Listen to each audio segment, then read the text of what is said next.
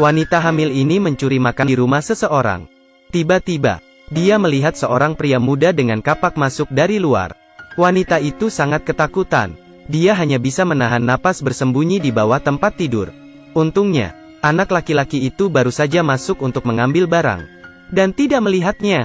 Setelah memastikan bocah itu pergi, wanita itu ingin diam-diam melarikan diri dari bungalow. Tetapi begitu dia melarikan diri, dia menemukan cabang di tanah. Wanita itu belum bereaksi. Pria itu berdiri di depannya. Wanita itu merasa putus asa. Maafkan saya telah hamil selama 2 minggu. Bocah itu sedikit terdiam. Aku sangat tampan ini. Bagaimana saya bisa menjadi seorang pembunuh? Bangunlah, aku benar-benar bukan orang jahat. Wanita itu sendirian, maka hanya bisa sementara mempercayainya. Di bungalow, anak laki-laki itu menutupi lukanya sambil berbicara dengannya. Secara bertahap, wanita baru itu tidak mewaspadainya lagi. Jadi namanya Sam. Dia sedang dalam perjalanan pulang dengan suaminya. Tapi saat berkendara di tengah jalan, mobil kehabisan bensin. Suaminya sendirian mencari bensin dan tidak bisa kembali. Dia memiliki kupu-kupu di perutnya, jadi dia mencoba mencari bantuan. Tanpa diduga dia tersesat. Tom mengatakan mereka kehilangan pandangan. Kamu dan aku sama, mobil saya rusak. Saya telah tersesat di hutan ini selama beberapa hari. Tapi tidak peduli ke arah mana aku pergi. Kemudian pada akhirnya saya masih kembali ke bungalow ini. Sam tidak percaya. Bagaimana bisa seperti itu? Dia ingin segera menemukan suaminya. Tom menyarankannya untuk tenang. Pernahkah Anda melihat termometer internal di dinding? Kemarin malam adalah -5 derajat. Apakah Anda pikir suami Anda bisa hidup? Sam agak putus asa. Tom juga bisa membaca pikirannya. Jadi ambil saja ini. Mari kita tinggal di sini untuk 1 malam. Tunggu pagi datang. Saya akan mengambil bensin dari mobil saya dan memasukkannya ke mobil Anda. Maka kamu bisa pergi. Keesokan paginya, Tom bangun pagi pergi mengambil bensin. Sam terbangun oleh suara aneh. Dia membuka pintu. Di tanah ada seorang gadis tak sadarkan diri. Sam dengan cepat membawa gadis itu ke dalam rumah untuk menghangatkannya. Setelah bangun, gadis bernama Jody ini masih sangat bingung. Dia baru ingat bahwa sebelum dia pingsan, dia merampok di toko serba ada. Menodongkan pistol ke penjaga toko dan membuatnya membuka brankas. Penjaga toko mengatakan padanya kata-kata yang sangat aneh. Kata penjaga toko, mengapa tidak memilih kehidupan lain? Tapi memilih kehidupan perampok seperti ini? Saya bisa memberi Anda barang-barang di brankas. Tapi saya khawatir Anda tidak akan menyukainya jika Anda melihatnya. Di depannya adalah pemandangan putih, lalu dia muncul di sini. Setelah mengatakan semua tentang alasan dia muncul, Jody mulai berbicara dengan Sam. Tapi tidak lama, keduanya bertengkar, karena Jody bilang mereka ada di New York. Sebelum pingsan, dia dan pacarnya merampok supermarket di New York. Tapi Sam dengan tegas berpendapat bahwa tempat ini adalah Hawaii.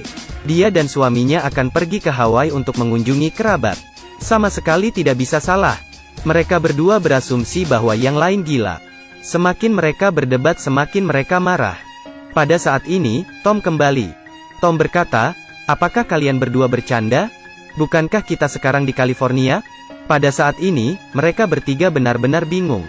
Ketiga orang itu berada ribuan kilometer jauhnya. Tiba-tiba bertemu satu sama lain di hutan ini. Mungkinkah mereka melewati waktu? 3 orang di hutan yang tersesat. Kemanapun mereka pergi. Kemudian pada akhirnya masih kembali ke bungalow itu. Tidak punya banyak makanan tersisa. Mereka bertiga mencoba menemukan jalan mereka sekali lagi. Hasilnya hanya pergi dan pergi. Kaki Jody tersangkut sesuatu. Lihat lebih dekat. Itu seperti gagang pintu. Di alam liar, mengapa ada pegangan pintu? Tom segera memecahkan kunci pintu dengan kapaknya. Tanpa diduga ada sebuah gua di dalam. Makanan dan minuman sudah cukup.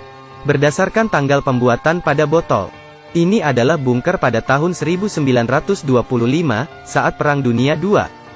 Selanjutnya mereka menemukan bahwa ada peta dalam bahasa Jerman.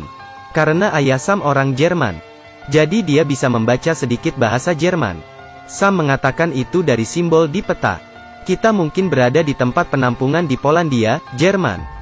Mereka bertiga saling memandang, berpikir bahwa hari mulai gelap. Mereka membawa makanan dan kembali. Benar mereka terkejut, mereka kembali ke kabin itu lagi.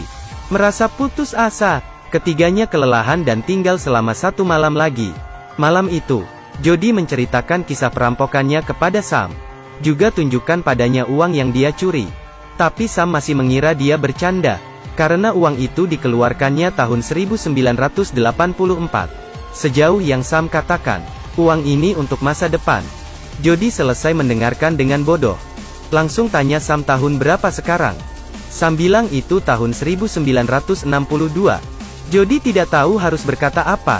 Dia menunjukkan kepada Sam tanggal produksi di mantel bulunya. Tahun 1984. Mereka berdua tidak percaya ini. Dengan cepat bertanya kepada Tom tahun berapa sekarang. Tom bilang ini tahun 2011. Kali ini benar-benar gila. Menurut apa yang mereka katakan, Sam bisa menjadi ibu Jody. Bisa juga nenek Tom.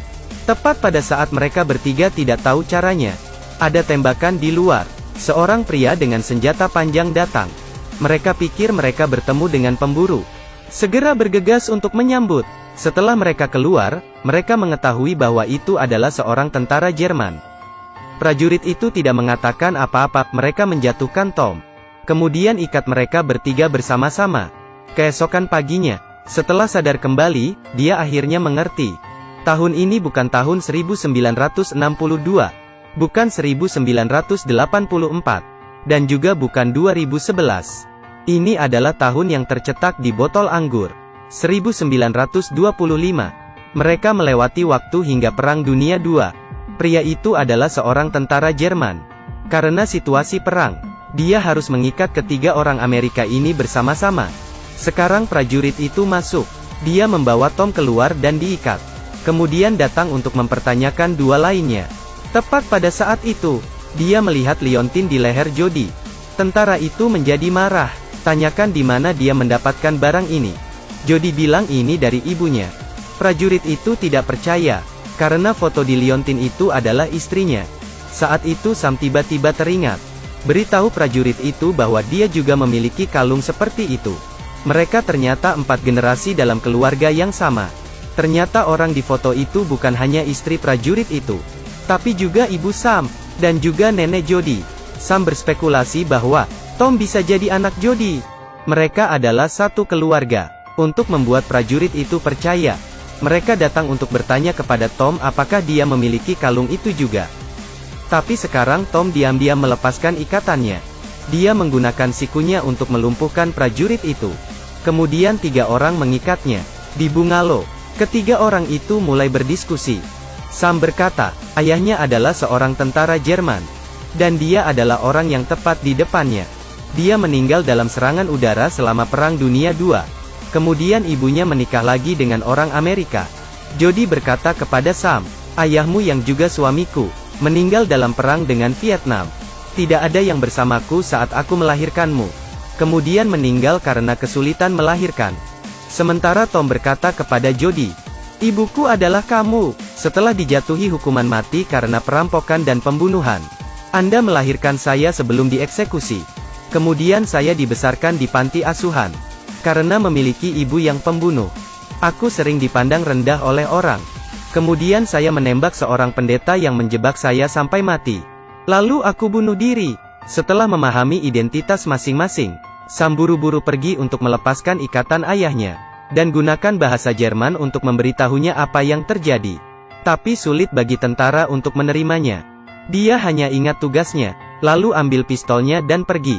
Pada saat ini Tom tiba-tiba menyadari, jika mereka di masa lalu, maka mereka bisa mengubah masa depan. Bagaimana jika prajurit itu tidak mati dalam serangan udara? Maka ibu Sam tidak akan menikah lagi. Dan ketika Sam melahirkan, orang tuanya ada di sisinya. Maka dia tidak akan mati karena kesulitan melahirkan. Sam tidak akan mati saat lahir. Maka putrinya, Jody tidak akan kehilangan ibunya. Juga tidak menjadi orang yang sewenang-wenang dan kejam. Di jalan perampokan dan pembunuhan. Tetapi jika Jody tidak merampok dan membunuh, kemudian putranya, Tom, tidak akan didiskriminasi sebagai anak pembunuh. Dan tentu saja dia tidak akan bunuh diri. Untuk mengubah semua itu, mereka harus membuat prajurit itu terus hidup. Dengan sedikit informasi, mereka berasumsi bahwa prajurit itu akan mati dalam serangan udara hari ini. Mereka harus memikirkan cara untuk membujuk prajurit itu memasuki bunker. Tapi prajurit itu tidak mengikuti, dia hanya ingin menyelesaikan misi. Melihat serangan udara yang akan datang, Tom hanya bisa terlepas, dengan paksa menahan prajurit itu. Dua orang sedang berkelahi. Dalam kekacauan, tentara itu melepaskan tembakan. Tanpa diduga menembak jatuh Jody. Tom dengan cepat menggendong ibunya dan berlari ke tanah. Dan beritahu Sam untuk menjaga Jody. Pasti jangan biarkan dia mati.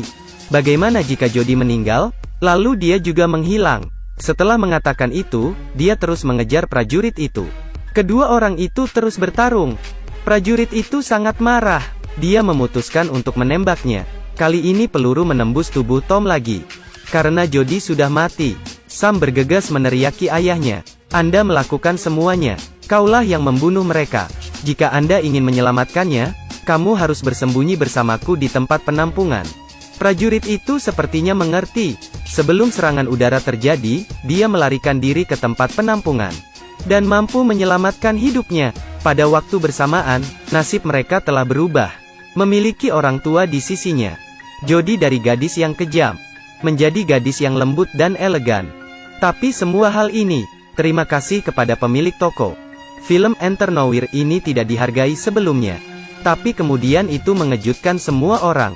Akhirnya saya ingin mengajukan pertanyaan kepada Anda. Jika Anda memiliki kesempatan untuk kembali ke masa lalu, apa yang paling ingin Anda katakan?